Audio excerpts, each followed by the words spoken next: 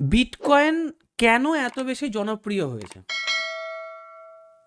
কেন বিটকয়েন এত পরিমাণে জনপ্রিয়?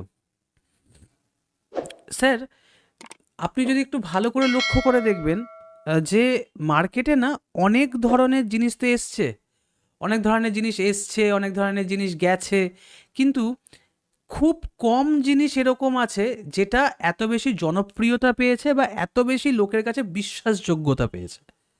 Right? আচ্ছা, তো বিটকয়েনটা কেন? বিটকয়েনটা কেন, এটা বোঝার আগে এখানে অনেকগুলো পয়েন্ট আমরা রেখেছি আপনাদেরকে দেখানোর জন্য। বাট আমি একটুখানি আপনাদেরকে একটা জিনিস একটুখানি বোঝানোর চেষ্টা করব। যদি আপনি এটা বুঝতে পারেন, আই থিঙ্ক আপনার জন্য আরও এটা বেটার হতে পারে। আপনি যদি একটু ভালো করে লক্ষ্য করে থাকেন, আপনি একটা জিনিস লক্ষ্য করে দেখবেন যে মার্কেটে না মার্কেটে না কি হয়, আমরা যত দিন যায় তত বেশি পরিমাণে আমরা কিছু না কিছু চেঞ্জেস লক্ষ্য করি। রাইট? আমরা কিছু না কিছু চেঞ্জেসকে লক্ষ্য করতে পারি। আচ্ছা, এক সেকেন্ড, আই থিঙ্ক এখানে আমাদের রেকর্ডিং স্ক্রিন দেখতে মনে হয় কোনো প্রবলেম হচ্ছে। এক সেকেন্ড। আচ্ছা, আপনাদের স্ক্রিন দেখতে কোনো রকম কোনো প্রবলেম হচ্ছে? Yes or no?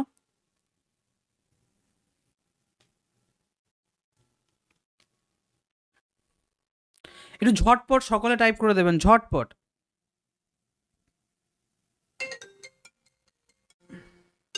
হ্যাঁ, বল। না, না।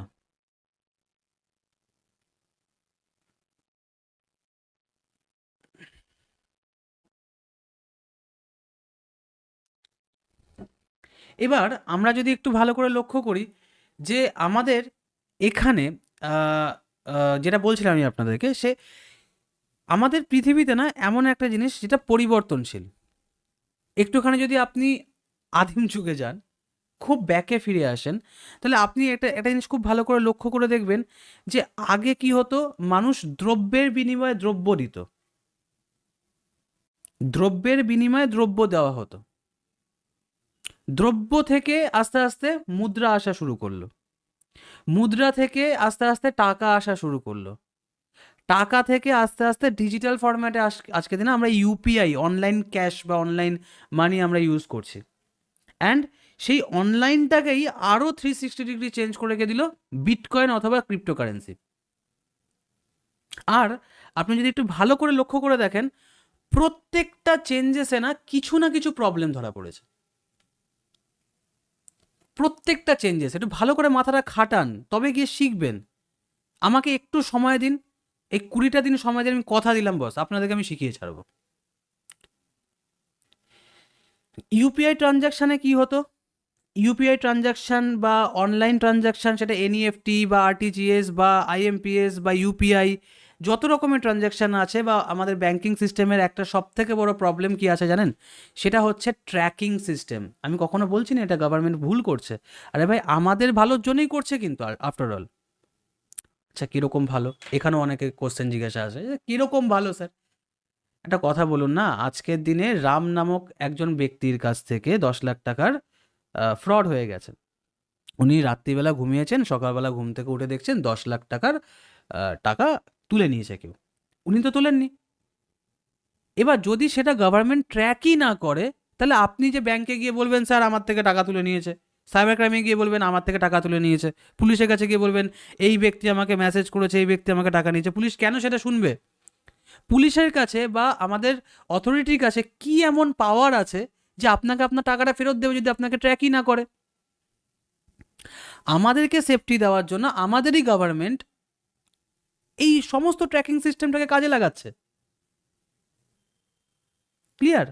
কিন্তু পাশাপাশি আরেকটা জিনিসও যদি একটুখানি ভালো করে ভেবে দেখেন, আমাদেরই টাকা ব্যাংকে যাওয়ার পরে সেই টাকাটাই আবার ব্যাংক বলো, গভর্নমেন্ট বলো বা আদার অথরিটি বলো, সেই টাকাটাকে মাল্টিপল ওয়েতে কাজে লাগাচ্ছে বা খাটাচ্ছে, এবং সেখান থেকে একটা ভালো মুনাফা তারা তুলে নিয়ে আসছে।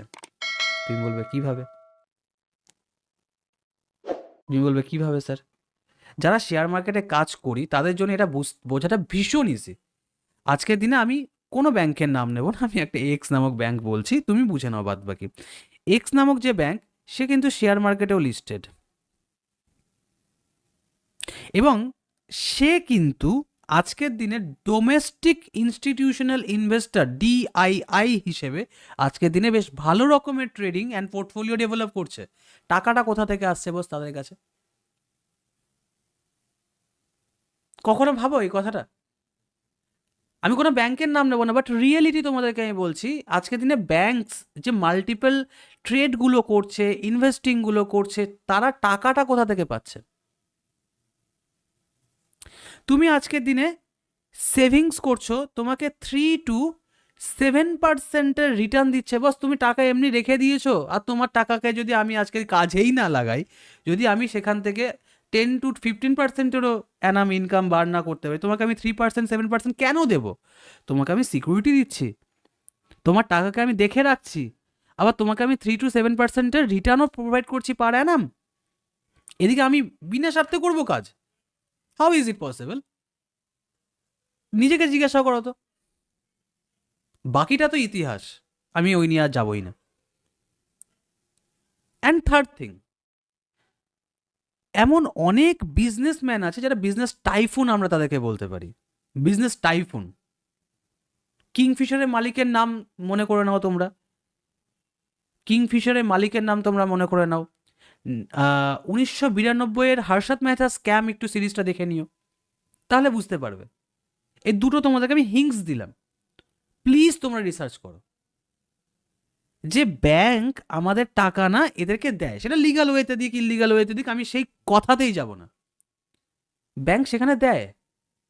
অ্যান্ড যখন দেয় তখন কি হয়, অনেক সময় দেখা গেছে যে যাদেরকে ব্যাংক টাকা দিয়েছে তারা হয়তো টাকা দেয়ই, টাকা ফেরতই দেয়নি, এবং যার বিনিময়ে কি হয়েছে, ব্যাংক দেউলিয়া হয়ে গেছে। ব্যাংক দেউলিয়া হয়ে যাওয়া মানে তোমার টাকা জিরো, এক লাফে তোমার টাকা জিরো। আমি রিয়েলিটি তোমাদেরকে বলছি, খুব কম কম জিনিস তোমাদেরকে বোঝাচ্ছি। তুমি আজকের দিনে 1 লাখ টাকা বা 5 লাখ টাকা বা 10 লাখ টাকা তুমি জমিয়ে তোমার ব্যাংকে রেখেছো বস, কালকে তুমি ব্যাংকে যাও, দেখবে 10টা থেকে 20টা লোক রয়েছে, ভিড় ভাড়াক্কা, এবং তুমি গিয়ে বলো, স্যার আমার এই মুহূর্তে 1 লাখ টাকা দরকার, আমার পরিবারের একজনের খুব প্রবলেম হয়ে গেছে, আমাকে এখন। ওখানে দাঁড়ান চুপচাপ, 10 মিনিট পরে আসবেন, 10 মিনিট পরে আসবেন, এখন আমি করে দিতে পারবো না, 10 মিনিট পরে আসুন, 10 মিনিট পরে আসুন। তো এইগুলো আমাদেরকে সহ্য করতে হয়, ইয়েস অর নো? আমরা এগুলো প্র্যাকটিক্যালি দেখেছি। তুমি যতক্ষণ প্র্যাকটিক্যাল জিনিসটাকে রিলেট না করতে হবে, তুমি ক্রিপ্টোকে ভেতর থেকে বুঝবে না। আমার সাথে তোমরা অ্যাটাচ হও, তোমরা তোমরা ঝটপট অ্যান্সার দাও, টাইপ করো, আর সেই টাইপটা সবাই দেখতে পাচ্ছে, ইউটিউবেও সবাই দেখতে পাবে, অ্যান্ড যারা এখন এই মুহূর্তে ক্লাসে আছো সবাই প্র্যাকটিক্যালি দেখতে পাবে। আমি আমার টাকা ব্যাংকে রেখেছি এত কষ্ট করে বস, সেই টাকাটাকেই তুলতে গেছি, অ্যান্ড ব্যাংকের যে কর্মচারী, আমি মানছি যে এত লোকের মধ্যে তারা সার্ভিস দিচ্ছে, তাদের মাল্টিপল ইস্যুস হয়, তাদের প্রবলেম হয়, তাদের হেডেক হয়, তাদের অসুবিধা হয়, আমি সব মানছি, কিন্তু তারপরে গিয়েও আমাকে তো ফেস করতে হয় না। তুমি তুমি একটা মাসে 1,000 লোককে সার্ভিস দিতে গিয়ে তুমি কত লোকের সাথে খারাপ ব্যবহার করছো তুমি নিজেই জানো না। তো এটাকে বলা হয় ব্যাড বিহেভিয়ার, ব্যাড বিহেভিয়ার। এতগুলো পয়েন্ট, সেখানে বিটকয়েন কি বললো, এ ভাই ছাড় তো ওসব, ওসব ছাড়, একটা কাজ কর, তুই 3 to 7% পাস তো, চল আমি তোকে 7%-এর থেকে না অন্তত 5% এক্সট্রা তোকে আমি পার অ্যানাম দেবো। আমি তোমাদেরকে কোনো গ্যারেন্টি ওয়ারেন্টির কথায় যাচ্ছি না বস, পিওর শিক্ষা দিচ্ছি যেটা তুমি গল্পের মাধ্যমে শিখবে। তুমি শুধু গল্পটাকে বোঝো। বিটকয়েন কি বলছে, বিটকয়েন বলছে যে বস তুই ব্যাংকে এফডি করলে যেটা তুই রিটার্ন পাস তার থেকে আমি একটু বেটার দেবো। ওকে, এবার কত পার্সেন্টের কি রিটার্ন দেয় না দেয় তোমরা একটুখানি গুগলে গিয়ে লেখো যে বিটকয়েনের 5 বছরের রিটার্ন, বাদবাকি তোমরাই বুঝতে পারবে কীরকম রিটার্ন দিচ্ছে। একটু পরে আমি তোমাদেরকে দেখালে তোমরা আরও ভালো করে বুঝতে পারবে। তবে হাই ভোলাটাইল, এখানে একটা ছোট্ট পয়েন্ট আসে না, অনেকে আবার ভাবে তাহলে কি স্যার সব ব্যাংকে যত টাকা আছে সব নিয়ে কি আমি বিটকয়েনে রেখে দেবো? ভুল করেও না, এফডি মাস্ট, এফডি তোমার emergency fund, fixed deposit is your emergency fund. তোমার যখন প্রবলেম হবে তুমি সে টাকাটাকে তুলে নিয়ে আসতে পারবে। আরে ভাই, বাড়ুক আর না বাড়ুক, কমবে তো না এফডিতে। কিন্তু বিটকয়েনে তুমি আজকের দিনে লক্ষাধিক টাকা প্রফিটও করতে পারো, লক্ষাধিক টাকা লসও হয়ে যেতে পারে। রিয়েলিটি ইজ রিয়েলিটি, সেটা তোমাকে বুঝতে হবে। যতক্ষণ তুমি না বুঝবে ততক্ষণ তোমার জন্য কোনো বেনিফিট নেই। বাট হ্যাঁ, এটা কি এখানে তোমার একটু হলেও পার্সেন্টেজ অফ গেইনিং বেশি আছে। দ্বিতীয়ত, দেউলিয়া হওয়ার পয়েন্টই আসবে না এখানে। দেউলিয়া হওয়ার পয়েন্টই এখানে আসবে না। তোমার টাকা তোমার হাতে, তুমি নষ্ট করবে না তুমি লস করবে না তুমি প্রফিট করবে, তোমার পার্সোনাল চয়েস। ওকে। দ্বিতীয়ত, শেয়ার।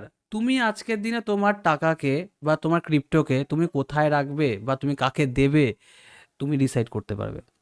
তোমার মানে ওয়ালেট থেকে কারো নেওয়ার ক্ষমতা নেই, কারো নিয়ে নেওয়ার ক্ষমতা নেই, কিন্তু তোমাকে সেফ জায়গাতে রাখতে হবে। আর দ্বিতীয়ত, ফুললি অনলাইন, তো ব্যাড বিহেভিয়ারের তো জায়গাই আসছে না। ভাবো, পেমেন্ট সিস্টেমকে কতটা চেঞ্জ করে দিল শুধু বিটকয়েন, শুধু বিটকয়েন একা, যার জন্য বিটকয়েনের জনপ্রিয়তাটা এতটা বেড়ে গেল। এইবার পয়েন্টগুলো একটু মাথায় ঢোকাও যে কিভাবে চেঞ্জেসটা আনলো। বিটকয়েন হলো ডিজিটাল গোল্ড, যা বিশ্বের প্রথম ক্রিপ্টোকারেন্সি হচ্ছে বিটকয়েন, যেটি সর্বোচ্চ বিশ্বাসযোগ্য। সব থেকে বেশি মানুষ যদি কাউকে বিশ্বাস করে থাকে সেটা বিটকয়েন, অনলি বিটকয়েন, যার সাপ্লাই খুবই সীমিত। Total 21 million. টোটাল কত? 21 মিলিয়ন। 1 মিলিয়ন মানে 1 মিলিয়ন মানে 10 লক্ষ কোয়ান্টিটি।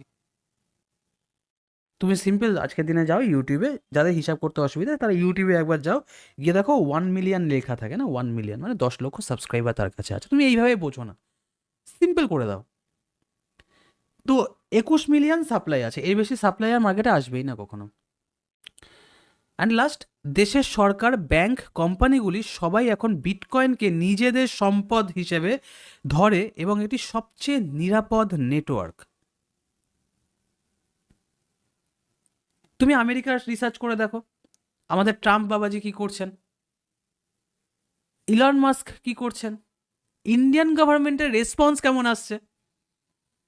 তুমি রিসার্চ করো, কিন্তু যারা ইউটিউবে দেখবে ইন ফিউচার ভিডিওটা, যদি এই অবধি তুমি ভিডিওটাকে দেখার মতো সময় নিয়ে এসে থাকো, তাহলে অবশ্যই তোমরা রিসার্চ করো। তবে গিয়ে বুঝবে যে ক্রিপ্টোর ক্রেজ এখন কোন লেভেলে যাচ্ছে বা কতটা অ্যাডাপশন রেট বাড়ছে। ওকে। আচ্ছা স্যার, নতুনদের জন্য আমি জাস্ট তোমাদেরকে একটা গ্রাফ দেখাবো।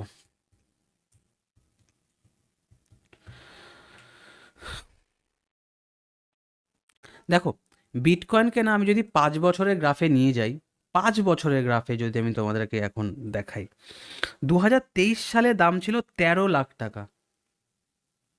13 লাখ টাকা দাম ছিল। আর টোটাল হাই করেছিল 97, হ্যাঁ 97 লাখ সামথিং ও টোটাল হাই করেছিল। তারপরে আবার এখন 81 লাখ সামথিংয়ে চলছে। যদি আমি ম্যাক্স করে দিই, দেখো 2019 সালেও 2 লাখ সামথিং দাম ছিল। যদি তুমি আরও আগে আসো তাহলেও 30,000 টাকার ভেতরে ছিল 2016-17 সালে।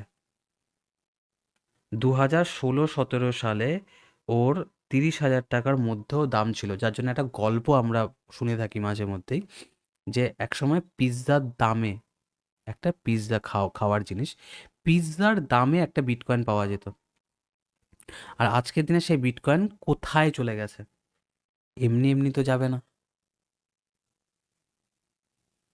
আর এখান থেকেই তোমাকে আমি একটা মেন পয়েন্ট, যার জন্য তোমাকে আমি এটা দেখাচ্ছি, এখান থেকে একটা মেন পয়েন্ট আমি তোমাদেরকে বোঝানোর চেষ্টা করছি, সেটা হচ্ছে ক্রিপ্টোকারেন্সিতে ইনভেস্টমেন্ট করার আগে ক্রিপ্টোকে ভালো করে তুমি নিজে গ্রহণ করো।